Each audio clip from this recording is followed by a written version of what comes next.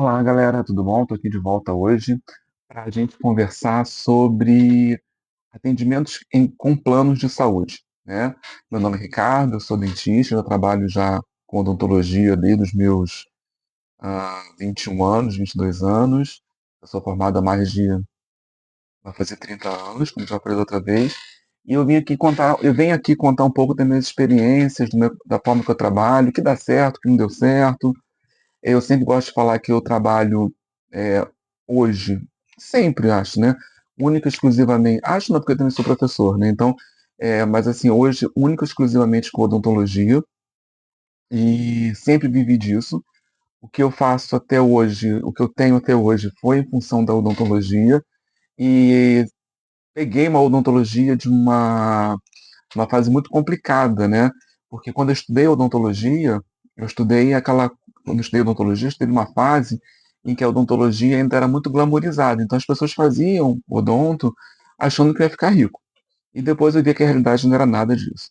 A faculdade tem uma certa deficiência em algumas coisas, a gente sai muito bom, né, fazendo muito bem na parte técnica do trabalho da odontologia, sabendo fazer bastante coisa. Pelo menos na minha época era assim, hoje eu sei que está um pouquinho diferente, mas pouquíssima ou quase nada em termos administrativo, né? Então, na realidade, é como ganhar dinheiro. Então, assim, na verdade, eu fui aprendendo que não bastava ser um bom dentista para você ter pacientes, né? Para você ganhar dinheiro. Era preciso algumas, é, como é que se diz? É, alguns planejamentos, né? Algumas táticas ali que a gente não tinha muito conhecimento e era difícil ter esse conhecimento, porque hoje a gente tem um monte de coach de odontologia, um monte de coach na parte administrativa, mas antes não era assim, o acesso à internet era limitado. Tinha internet, claro, já quando me formei, mas não tinha esses influencers, né? Essa forma de buscar conhecimento mais específico pela internet.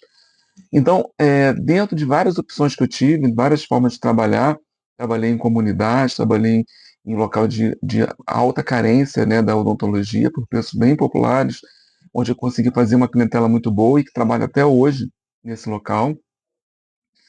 É uma forma de trabalhar. Eu tive amigos meus, amigas minhas, que montaram consultórios em áreas estratégicas também, como em shopping, colégio, e também é uma forma de você ter um contato mais rápido, né? Ou absorver mais pacientes nesses locais. Mas hoje eu venho aqui falar de uma forma de você captar paciente em locais que não são tão visíveis. Hoje eu tenho um consultório também no quarto andar de um prédio, no centro comercial, né, que é bem movimentado, não tem como negar, mas é o quarto andar de um prédio, no final do corredor, minha sala fica no quarto andar do prédio, no final do corredor, sem identificação. A única identificação é o meu nome, CRO, né, e local horário de atendimento, hora de almoço, mas não tem nada chamativo, não tem nenhuma propaganda externa a esse prédio, até porque não é permitido, não tem como também, né? Fica inviável, porque são várias salas, né? São 5 andares, então se todo mundo pensasse em colocar propaganda, não teria como. E eu tenho um movimento no meu consultório que muitas das vezes a demanda é tão grande que muitas vezes eu não consigo dar conta.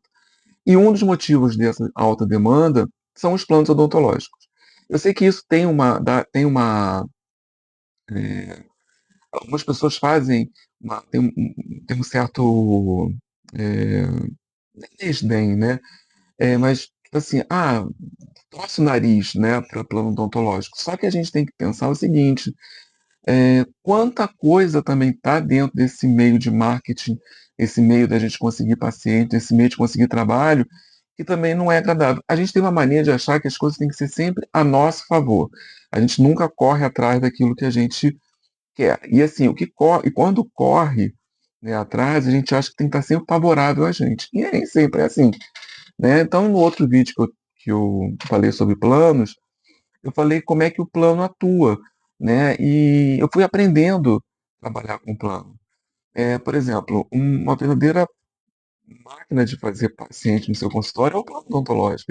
Ele leva paciente para o seu consultório, né? E leva paciente como é que eu vou dizer, que confia no nome do plano. Então você já tem uma marca por trás de você, dependendo do plano que você atenda. Se for um plano de grande repercussão nacional, né, de grande nome nacional, aquele nome é agregado ao seu nome, à sua especialidade, à sua profissão. Isso já faz com que o paciente chegue no seu consultório disposto a resolver o problema, disposto a fechar o tratamento com você, né? E quando você paga um marketing altíssimo das vezes, né, para você ter o paciente no meu consultório, claro que dependendo do marketing, muitas vezes vão fechar, mas nem todos os pacientes fecham esse tratamento. Ricardo, mas também pagando o que o plano paga, né? E o paciente já está vinculado, já está com tudo pago pelo plano, então é fácil fechar. Não, não é bem assim. Se o paciente não confiar em você, não confiar no seu consultório, não confiar no ambiente que ele entra, ele não vai fechar. Né? Ele vai logo falando, eu quero só dar uma olhadinha, só ver, quero só ver o que estou precisando, né? E não continua. Só que, claro, que quando você tem o mínimo a oferecer para o paciente chega no seu consultório já disposto a fazer o tratamento. Então, o plano é essa ferramenta de trazer o paciente para o consultório. Quando você faz uma especialidade, isso é ainda mais, vamos dizer, vantajoso, né? Porque você consegue preços, tabelas competitivas com o plano. Nunca vai ser uma tabela, claro, que condiz com um valor particular, mas também a gente tem que pensar o seguinte: quando o plano leva o paciente para o consultório, aquele paciente chega no teu consultório e tem um custo, né? Ele chegou ali através de quê?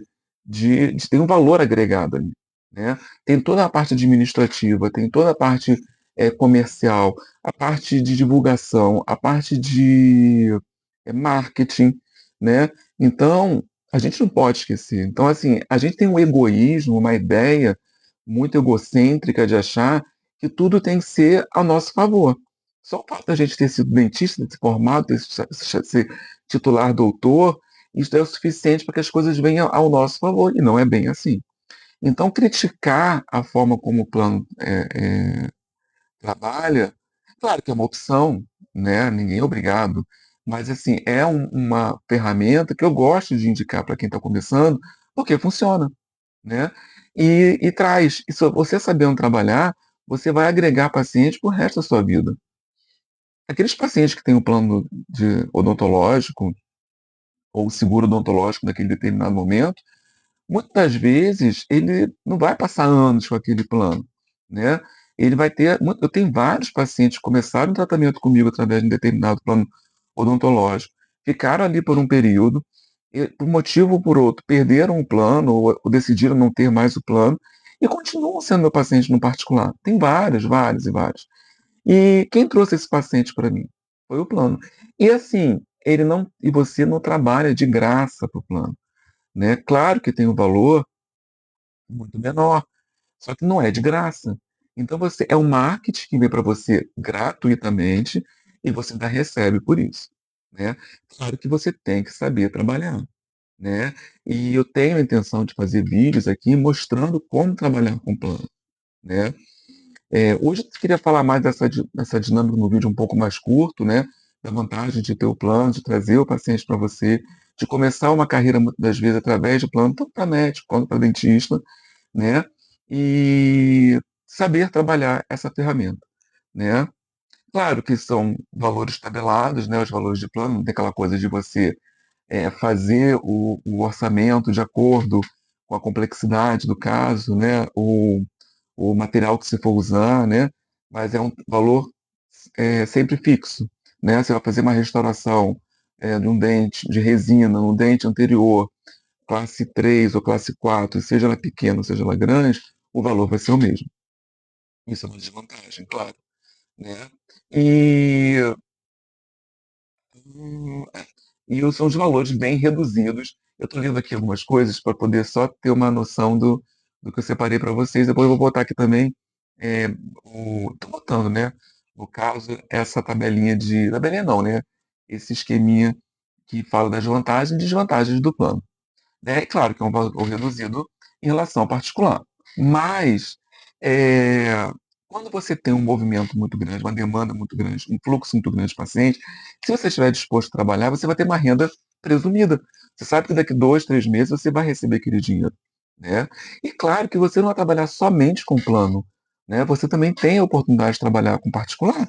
O plano não exige exclusividade, né? Ele exige que você atenda, não cobre, claro, você não pode cobrar valor particular daquele paciente que está vindo pelo plano. Por exemplo, o plano mandou um paciente para você e você faz lá uma profilaxia, uma consulta e fala que a restauração ou a extração ou o que for vai ter que ser no particular. Isso não pode. Isso tá, caso você faça isso, você corre o grande risco de perder o plano, de ser descredenciado. Mas você pode fazer, cobrar particular aquilo que o plano não cobre, né? Muitas vezes, muitas não, 80% dos pacientes que chegam no meu consultório não tem cobertura para ortodontia, por exemplo, não tem cobertura para DTM, né, para ortopedia funcional dos maxilares. Então, os pacientes, consequentemente, eles vão ser os pacientes particulares. E o próprio plano já sabe disso. O próprio plano trabalha isso com vocês, com os clientes dele, né, com os beneficiários dele e com os nossos pacientes. Então, são valores que não tem como mensurar. Na verdade, a gente tem que valorizar aquele paciente que chega no seu consultório. E isso muitas vezes não tem, é um valor muito agregado, um valor muito alto, né? E como você trabalha esse paciente, você fideliza ele para você, né? Então, o plano te traz essa oportunidade. É muito importante também dizer que eu não estou aqui fazendo nenhuma apologia a plano e não estou vinculado a nenhum plano específico. É um vídeo completamente espontâneo que eu estou fazendo para poder justamente passar a minha experiência e mostrar para colegas que estão começando, ou que estão se renovando, ou que estão querendo fazer uma nova forma de odontologia, ou está querendo recomeçar na profissão, ter também mais esse instrumento de ajuda, né, de captação de pacientes, que é o que a gente também precisa para movimentar o nosso mercado, movimentar o nosso trabalho, que a gente possa pagar suas contas, né, e trabalhar, né, porque a gente tem uma vergonha muito grande, acho que não sei se é uma questão do brasileiro, não sei o que, de falar de dinheiro, né, de falar que a gente precisa ser monetizado, né, porque sem monetização a gente não consegue sobreviver, é uma grande verdade. E, por outro lado, tem um sistema aí que está cada vez nos engolindo, né, através de impostos altos, valores, a inflação altíssima, valores de mercado alto, aluguel alto, materiais, né, odontológico altíssimo. Então, a gente sabe disso tudo, né? Então, claro que a gente precisa de uma demanda, de um fluxo, para que a gente possa fazer com que o consultório funcione. Muitas vezes, particular, a gente fecha um orçamento fenomenal, né? Muito bom, de um paciente particular, só que às vezes aquilo ali não é a realidade do nosso consultório. Não é sempre, não é um fluxo, não é uma coisa que acontece todo mês, muitas das vezes. E a gente precisa do feijão com arroz, a gente precisa do varejo, né? E quem traz esse varejo para a gente, né? Quem pode trazer esse varejo para a gente é o plano odontológico. Como eu falei, como tem outros recursos, às vezes é o local onde você monta o seu consultório, né? Você é um local de uma grande demanda de movimento, de pessoas passando, né? Uma propaganda é, vinculada à internet, ou através bom, enfim, né? De boca a boca, né? Você também vai fazer esse fluxo. Mas o plano é um fluxo que chega no teu consultório, é um fluxo passivo, né? Você você credencia o plano, você divulga a sua forma de contato e você começa a agendar os pacientes.